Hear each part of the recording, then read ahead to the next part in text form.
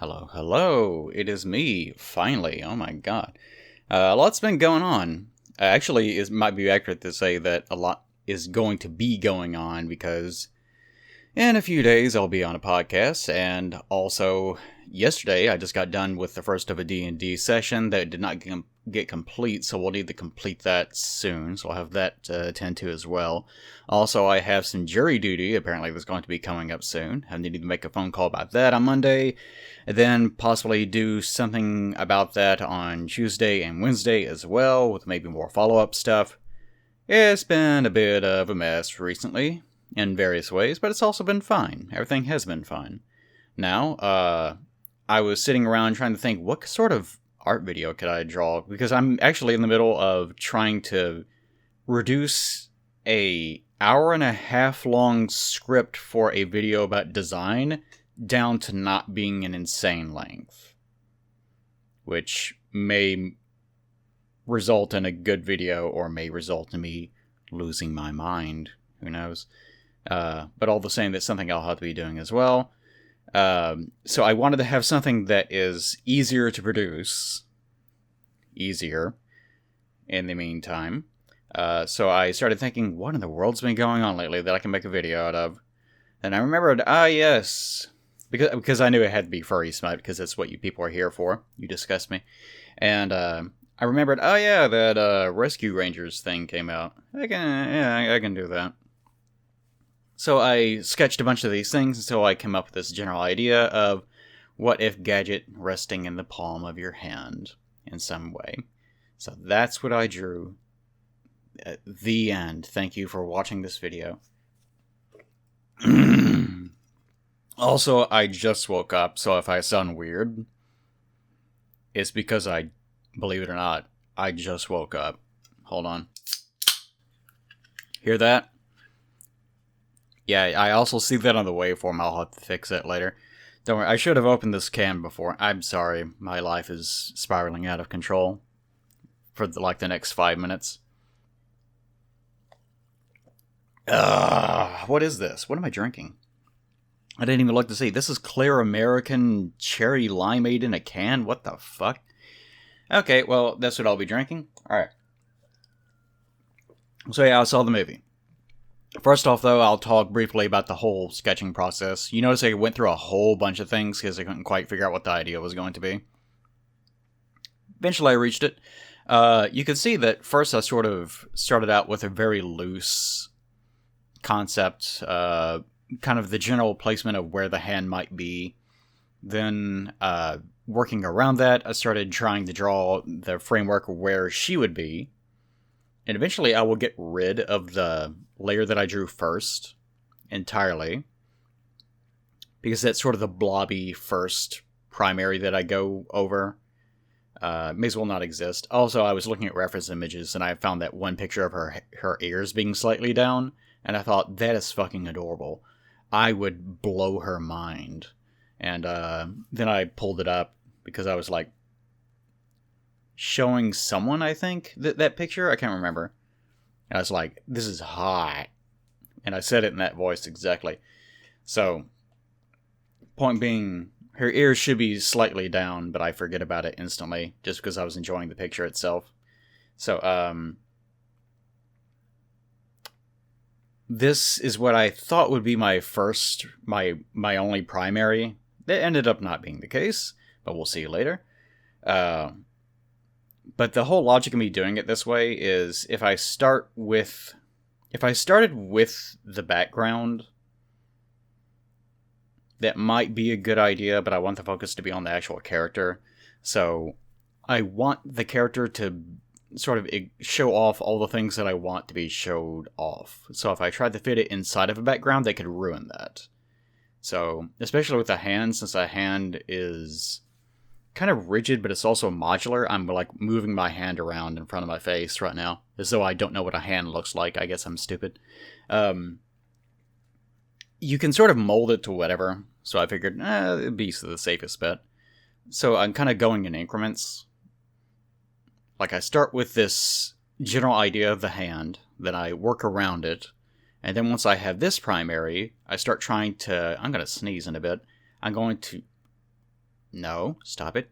Then I will start trying to work around that. So I'll end up with hand first, gadget second, then hand again, in theory. Although it didn't end up working that way, so I don't know why I'm explaining this way. Yeah, the basic concept is that I want her to look hot. She's a mouse. She's fucking hot. So I wanted to make sure that I showed off the goods as much as I could. And then after that, then I do the hand like this. Where I'm like, okay, the hand needs to fit this exact way in order for her to be there. Like a little chair. And you might be wondering, what's going on with her pants? And she's wearing the jumpsuit. You know, the jumpsuit that she always wore in the cartoon made for children that I'm ruining? She wore a full-body blue jumpsuit. And the idea is that she has unzipped it and pulled it all the way down. Now, why would she be doing that? I don't know. Leave it up to your imagination. Also, why is she holding some sort of medicinal tablet in her hand that has some sort of fluid dripping down it? I don't know. Look, I had a whole discussion with someone about what human-made things that she could be holding that are small enough for her to utilize for her own purposes. And what does he mean by that? I don't know. I'll leave it up to your imagination again. And we couldn't really figure out one. Because the smallest things that people make are usually... Like, even in the show, the original show, they were always, like, making chairs out of, like, nuts and bolts and things like that. Because that's the smallest shit that you can just find lying around. And... like, I thought, well, there could be, like, the head of a pin. And I thought, that's dangerous as hell. Can't do that. They would use that as a sword. Not as an aid of some sort. For whatever purposes that she needs aid for. I don't know what it is. That's her business. And I thought maybe, like, the bead of a necklace or something. And then I thought, well, sure, there are things that I could think of. But they're so specific that they wouldn't read. Like, you wouldn't be able to just look at them and know what the hell they even are anymore. So that's why I kept the tablet uncolored for a long time, or unshaded, because I thought, I'll think of something. I never thought of anything. I gave up.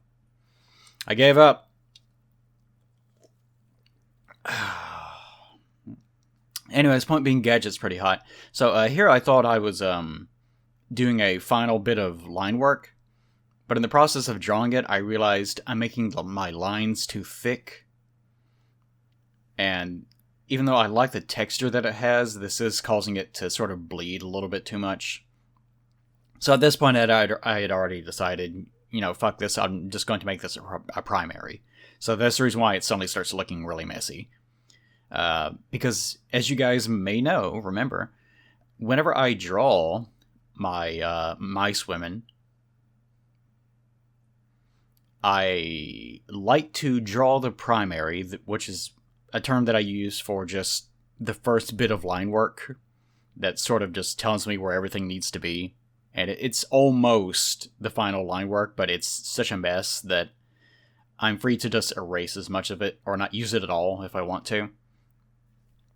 But I like to try to keep as much as possible because by keeping it and having it just barely visible underneath the line layer, the final line work, it actually helps a lot of that line work to pop out and gives it a lot more depth. It looks a way more organic and sort of warm in a way. And that's something I really like to do. It doesn't always work out with every single drawing.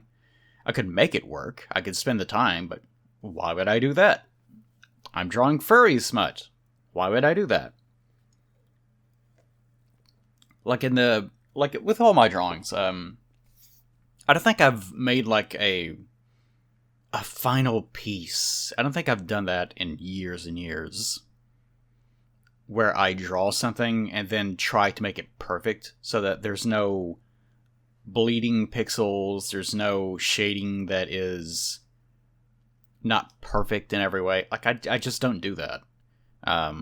Which is sort of my general philosophy on life and also drawing pornography of mice. it's that it's more important to get things done as opposed to doing them perfectly. Although if you can try to get them as close to perfect as possible, then you should. So I've always sort of approached things that way. So with my little mouse girl here, there's lots and lots of things that are, even at this point, not quite what they should be. Like here I'm doing correction on the face, because I didn't really like the face. The face is something that I like, especially the eyes. Eyes, nose, mouth. Very, very important. I always try to get that as close to perfect as I can, at least in the line work. Because your eye is naturally going to be really heavily drawn to that area. In addition to the booty, and so I always try to make it as accurate as I possibly can get it. And it takes me quite a while to be able to figure out exactly the way that everything should look. And even here, whenever I'm like drawing back over it,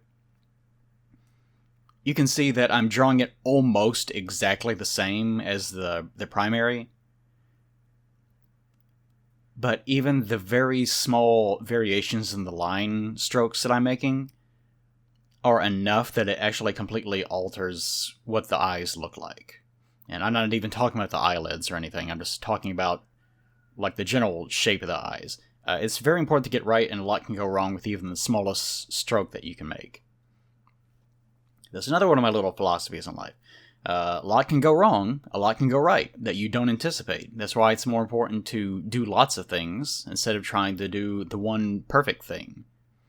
If you are, think of all the people that have had one weird thing take off, and that's the thing that they get known for the rest of their lives.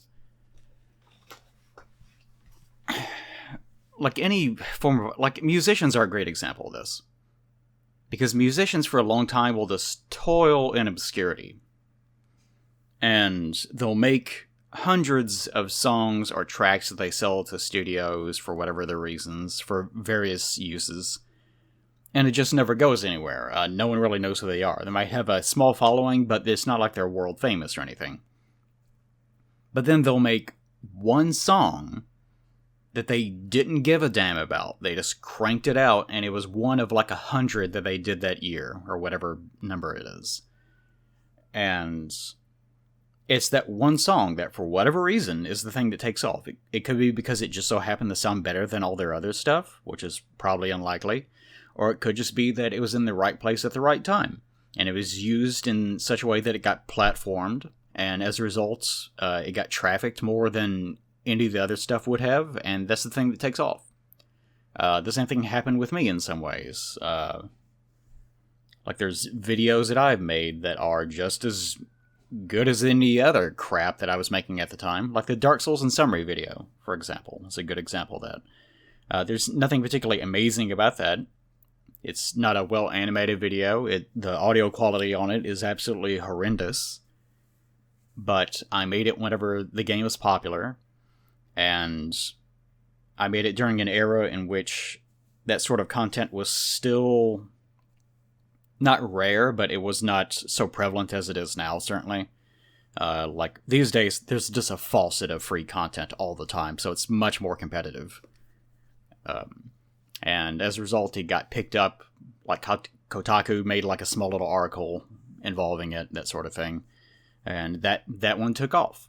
So as a result, to this day, I'm known as the Dark Souls in Summary guy to some people. I mean, this is how it works. Same thing happens with musicians. There are lots of people that are so-called one-hit wonders. Because they, you made one good song, and that's not true. They probably made lots of good songs that no one has ever heard before, and most people probably never will. I'm that way with a lot of musicians. There are some musicians, like, here's a great example, like Coldplay. I fucking hate Coldplay. But they have one song, they're like, I really like that song, and it's a song called Green Eyes. And it sounds almost nothing like the stuff that they normally make. It's still sort of droning like Coldplay does, because it's fucking Coldplay. But I do like that song. But most people have either not heard it, or they don't give a shit about it, or whatever else. But that's the thing that resonates with me. And a lot of people just never know it, because they're like, oh, Coldplay, whatever their hit song, I don't know what the fuck's Coldplay's hit song was, and I don't care, it's Coldplay. But, this is how it works. So that's the reason why whenever you're creating anything, whenever you're engaging, like dating is also like this, in a sense. It's not a matter of tracking down the perfect person. Because no one's perfect. Everyone has some weird thing about them. But if you just expose yourself to... Friendships are also... I don't mean to make it that specific. Friendships are like this as well. If you just expose yourself... if you make yourself available to a wide variety of situations and people and make yourself open to new experiences, then you're probably going to find what you're looking for without realizing that you're looking for it. The same thing is true, of course, with creating things. If you make enough songs, one of those songs is going to take off. If you make enough art, enough mouse smut, then one of those mouse smut images will take off. If you make enough shit posts, then one of those will take off as a meme. That happened to me. There's several things that I've made in the past that, like the No Way Ashley image, or the meme of the guy, people may not even know I made this. The reaction image of a guy looking at a computer, getting like surprised for a moment, and then the second panel is him getting like frustrated and sighing, and then masturbating on the third panel and saying the shit that I put up with. Yeah, I drew that in like Paint Shop Pro 8 or something. I don't know, it was years and years ago. But that's one of like 100 different stupid shit posts that I drew, and that's the one that people started circulating because it resonates the most with weird perverts, I guess. There's lots of things like that. You have to just do a lot of things. You can't focus on everything just being perfect all the time. It's not going to work. Same thing with writing. With writing especially, it's a trap, because it takes almost a year to write a novel correctly. You can crank one out in like a few months, I guess, but it's probably not going to be that great. But with writing, it's such an intense, focused effort that whenever you actually have that full year complete, you want to make sure that it's good. But if you're completing it within the space of less than a year, it's probably going to have lots and lots of flaws. But you can't afford to just sit there and refocus and just keep working on it for the next 3 years. Because whenever you finally release it, it may not resonate with anyone. Or it may have released at the wrong time. It may be that you waited too late, and it would have been the right time, but now that time is gone. Like take Herman Melville's Moby Dick, for example. At the time that it was released, it only sold, I think, like 3,000 copies before he died. It was not popular. No one cared about it. It was actually widely criticized. And it wasn't until after he had died that it became known as an American classic. And a lot of that was because it became more politicized. Same deal with Lord of the Rings and Tolkien's work in general. He was not a incredibly popular writer. Like, he's more of a historian. He's not exactly known for his amazing writing. Certainly he's interesting to read, but whenever you read Return of the King and you realize, oh, the book's over halfway through, and it just starts over again from a different perspective, you realize that his perspective on writing is different from what it probably should be for creating the experience of reading versus actually just listing the events of how something happened, which is what he was good at. So his writing was not really revered at the time. It's not until the open love, peace, the hippie movement took off that his work became politicized. Not because people loved Sauron and the Ring and Aragorn.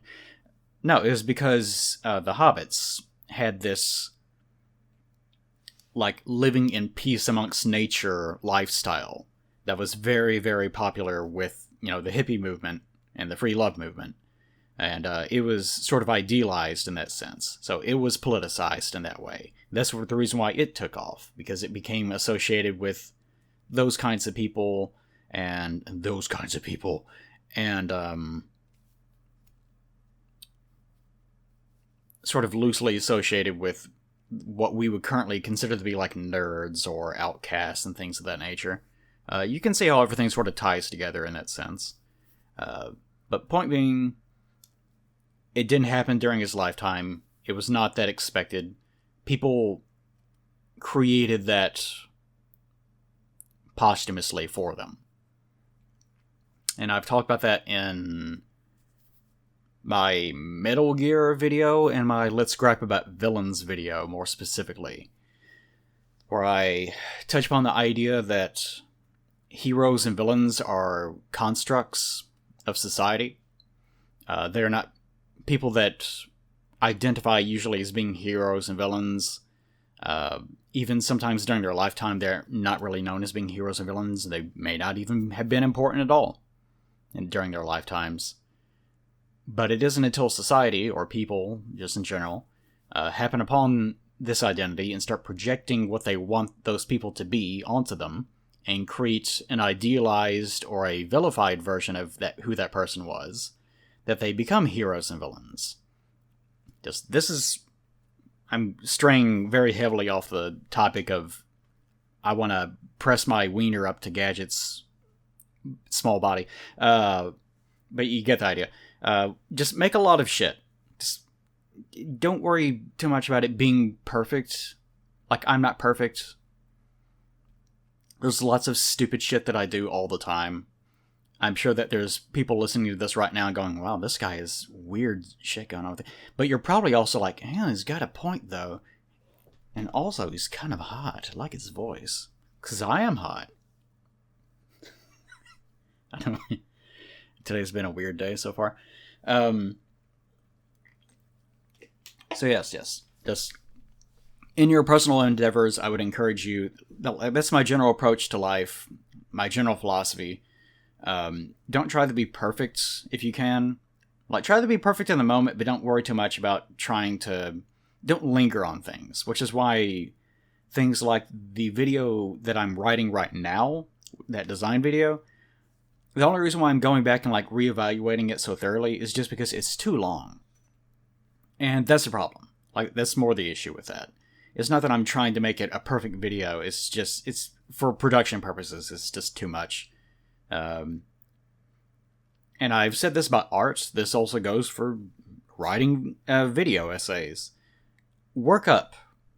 I have this problem kind of in the moment, but I always try to write down every single thing that I think of, just to make sure that I cover every single element. Because especially if you do content online, you start worrying a lot about, well, if I release the video in this state, someone's going to disagree in the comments and say, you missed this point. Or he's completely wrong about this because this is actually true. Like, historically, this happened, not this. And then you have to explain to the comments, I know, but it wasn't worth covering for these reasons. And it becomes a whole thing. So it's easier to just do it in the video to get ahead of things like that. Because so much of the internet is just pedantic, stupid assholes bitching about dumb horse shit in the comments section. And it ends up just dragging the video down. So if it's easy, even if you're like doing some sort of political debate or something, it's really easy to get bogged down by that, especially in politics. Not to get into a political discussion, but I'll briefly get into a political discussion. One of the reasons why that politicians always try to focus on manipulating people and just, in general, avoiding quite... Like, have you ever seen a politician, get asked a question directly, and it's the simplest question in the world, like, do you believe babies should be eaten? And then they're like, there's a lot of good things to say about babies, and they start, what's the word, dissembling? But they start moving away from the topic while sort of talking about it, but actually not saying anything at all. whatever that's called. I guess you could just call it sophistry. But the reason why they do that is because they don't want to say anything. Because if they say anything, then they'll get dragged into having to explain every element of it, and they'll actually be forced to have a discussion. And if you have a discussion, then people that are listening can project, and by the way, here I'm copying a line layer and then blurring it slightly, because it makes it look a little bit softer, but I'm reducing the opacity so it's not quite as abrasive. And then I use a line color on the whole thing to unify all those colors together and make it look a little bit softer. So this is what happened just now. Politicians. Wasn't I going to talk about the movie? Nah, it's fine. But politicians, will do that because the people that are listening or watching the debate will start projecting everything that they have in their personal lives onto what you're saying. And there's no way for you to anticipate that. Like, that's the general problem with doing anything that involves, like a popularity contest for anything, really. Because people project what they want to see onto people. That's just how... It doesn't even matter what it is. It could be your wife or husband. Have you ever seen people say, oh, well, yeah, maybe they don't look like much, but to me they look like... Hey, I was watching a Golden Girls episode the other night, and someone said... it was, how come I can't remember her name? But it was her in the past, Sophia, I think. Because I'm thinking about too many things at once, and my brain's not working. She said, yeah, but he looks like Errol Flynn to me, which is a really dated reference, but he used to be a really handsome, dapper man. He fought with a sword. Rich Evans to him. No one knows what the hell I'm talking about. We see what we project on the people. The more that we like someone, the more we're willing to see their good elements. That's just how people are. And the same thing goes like politics or wherever else. If we already like someone, we project what we want to see, and we see the good in whatever they're saying. And we're more willing to humor what they're saying, whereas if there's someone that we automatically don't like, then even if they're saying something that would be reasonable coming out of the mouth of one of your friends, because it's someone that you don't like, you're much more inclined to not believe what they're saying.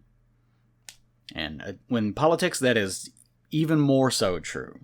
But even if it's someone that's on the fence about you, there's nothing about you that they like already. You're just someone that's basically... It's like going on a first date or something. The pressure is on to say all the right things because there's no built-in trust that's allowing you to be able to have the benefit of the doubt. So if someone already has preconceived biases that they are carrying into a political discussion and you start talking about something, then even the slightest thing that leaves any door open to any sort of projection from any number of people is there. It's already there, and it's already too late. Even if it's something that you didn't say, they're going to project what they fear or what they hope onto you, and it's going to just be there. And if it's a large enough group of people, especially in some place like America where the opinions are diverse and the people are just as diverse, you are encouraged to make the most generalized, meaningless statements possible in order to appeal to the widest demographic that you possibly can. Because if you try to appeal to something that's too specific, then you're not going to succeed. Because this is a democratic process and you're just trying to get as many votes as possible. Whereas if it were not a democratic process and it was more some sort of electoral system where... Not our current electorate system in the Americas, but, just an electorate system in which there is a system in which people that are more informed, which was the original idea, but this is not how it works. People that are more informed are the ones that actually do the electing of your officials, and they're basing it off of maybe a democratic system in which they know what the appeal to the main voter is, and they're looking for the person that has the best interests. It's like a CEO or something choosing the person that's the right position to take over as a team leader or something. It doesn't matter. If it was like that, then it would not be this way. But since you're trying to appeal to a bunch of people that are not educated in everything, and are just going off of whatever their personal belief systems are, you can't anticipate all that. And same thing if you're going on a blind date or something. There's no way for you to know. Like, sure, you're supposed to be yourself, but you should also, on a first date, try your best to be your best generalized self. Because myself might involve drawing weird furry pictures of Gadget being held in your hand with her pants pulled down around her ankles.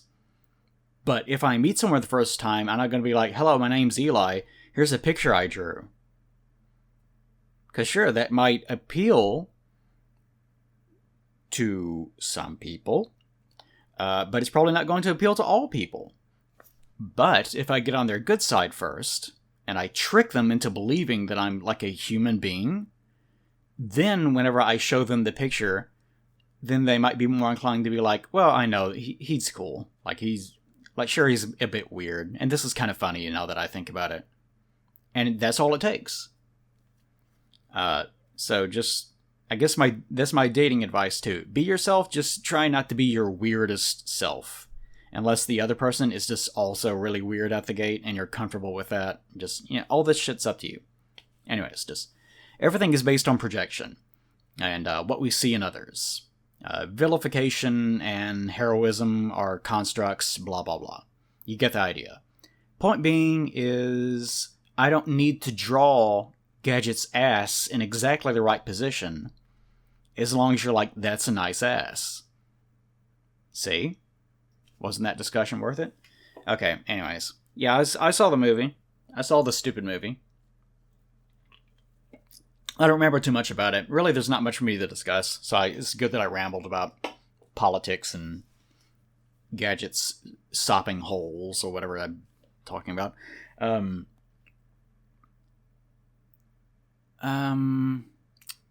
What's there to talk about? It was fine. Like the Rescue Rangers movie that I'm talking about.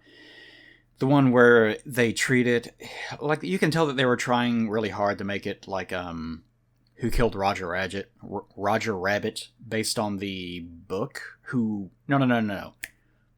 Who Framed Roger Rabbit, based on the book, Who Killed Roger Rabbit.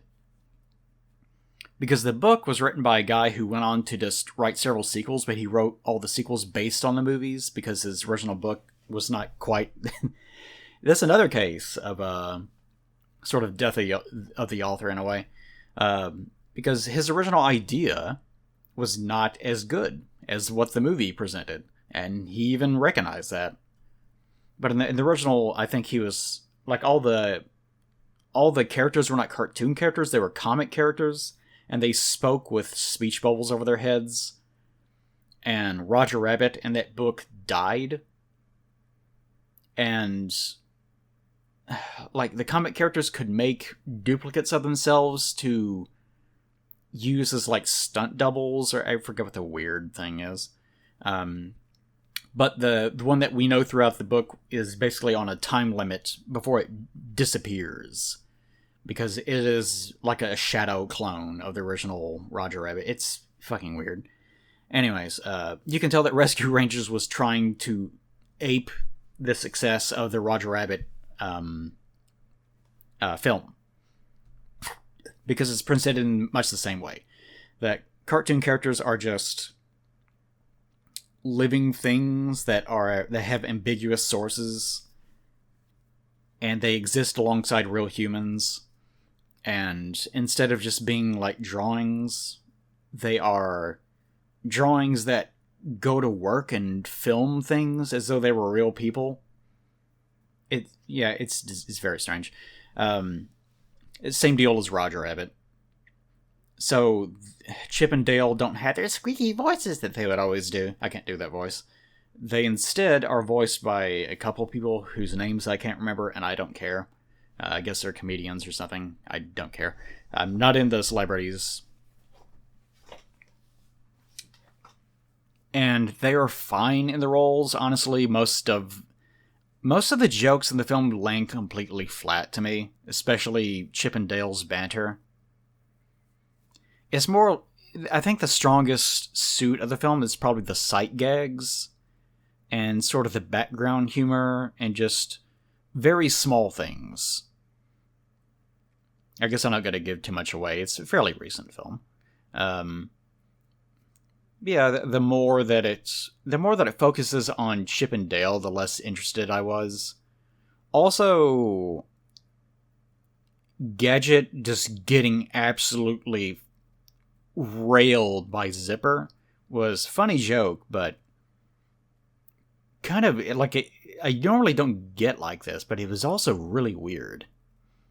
Just because they had so many weird freak babies, and they kept really emphasizing that Gadget was really loved giving birth to flies. Like, they were really playing it up. And I don't know why. If it was just a one-off gag, it'd be like, oh, haha. Also, I wish that she was actually in the film more. There's kind of funny thing about this. Gadget is probably the... Yeah, Gadget is the only one of the cast that is just herself. Because Chip and Dale obviously are supposed to be actors, and they're nothing like their counterparts. Monterey Jack is sort of like he is, but they treat the cheese as being a drug addiction, because haha. But other than that, he's mostly the same. It's just that they really overplay the idea that he is a drug-addicted mouse that is trying to go through rehab to not deal with his insatiable craving for cheese. And Zipper never had a personality really in the show. He was just like the brave fly that doesn't talk. Because all Zipper did was just like, bzz, bzz, bzz. He's a fly. He's a fucking fly. He should have died in like 2 weeks, but instead he was with the cast for years. Because he's a fly. But, he was voiced by a very baritone actor whose name I can't remember because, again, I'm not an actor person. I don't remember such things. So, completely different personality. But Gadget was still Gadget. That's what's really weird about it. Like, she didn't... I'm glad that they didn't do a thing where, like, oh yeah, she was actually a hateful bitch the whole time. No one liked her. Because in the show, she's, like, very sweet and very intelligent and demure, but also very brave. And she's sort of the archetype for... She's not really a tomboy, I guess, but she has a very attractive personality in that sense. That's the reason why a lot of young boys, myself included, were like, oh, hell yeah, Gadget. Fucking love Gadget. It goes in the same realm as... I have like a list of girls that are like, yes, this is my type, like fictional girls. And they're like, let's see. Kelly Briggs, SWAT Cat. Yustola from Final Fantasy XIV is a good example. Hera from Star Wars Rebels is a good example. And Gadget's a great example. Because they all have that sort of... Like, they're funny, but they're not like clown funny or anything.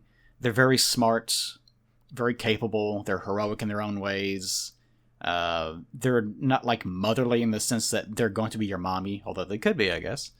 But they're very caring and just generally just really good all-around people. Fictional mice with giant butts that you could just really, if they were smaller, if Gadget invented a ray that made her larger, like human size, I'm not sure why she would do such a thing. No one has ever drawn something like that. But if such a thing happened, then it could probably come in handy for all sorts of things, if we really think about it. Anyways, point being is that her getting knocked up by a fly was weird, but, this picture that I'm doing, that's complete right here that you can see, that's perfectly normal. There's nothing wrong with that. So, I hope with the myriad number of drawings that I've made and completely forgotten about, I hope that this is not the one that takes off. I'm pretty sure it won't be. No need to worry about that. But I hope that you enjoyed this drawing. Here it is complete. I did some adjustments afterwards if it looks a little bit different. Because I've discovered over time that on my Cintiq, because I have to have the brightness settings way down or else it obliterates your eyes. And almost all my drawings, usually it's a little less saturated than it should be, and the levels and contrast are not what they should be. So I've gotten into the habit of pulling it up to another monitor, and it depends on the time of day too. If it needs to be during the day itself, if it's during night, then corrections start kicking in on the monitor, and it gets a little bit too orange. It's very weird. Point being is that I pulled in some correction layers, saturation, and levels. It's mainly levels. I lowered the saturation by like -10 or something, because once you adjust the levels, it pulls the saturation up some. And that's where you're getting most of this more intense saturation, if you noticed it at all. But anyways, hope you enjoyed the picture, the drawing, the lewd mouse, who is doing something. I'm not sure what she's doing. She probably needs to pull up those pants, though. That jumpsuit. It looks like it's probably getting hot in that room that she's in. She should take better care of herself. Okay, hope you enjoyed this video. I will keep working on the video that I'm doing now. Also, I need to get onto the Patreon reward stuff that I've been putting off. I definitely didn't want to do that the first of the year, because that was whenever I was having my episode thing, and lots of other things were happening. Death of parent, blah, blah, blah. Stuff like that. So, it's been a while, but it's been for good reasons. So, also, if you're not aware, I do a lot of streaming on Twitch. I haven't been for the past week or so, just because I've been moving my sleep schedule because of the stupid court thing that's coming up, jury duty. So I needed to correct it because real people are awake during the day, I guess. So, things have been weird, but I'm still working. Things are still trucking along. It's just, it takes a while to make stuff like this. That's all. Okay. Hope you enjoyed this video. I'll try to make more art gripes in the future, because they are fairly simple to make. And also, I know that you are perverts that like listening to me ramble about mice and then the deep inlaid political systems that govern America's future as well. Okay. See you guys next time, I guess. Bye-bye. That was awkward. Good job, Eli.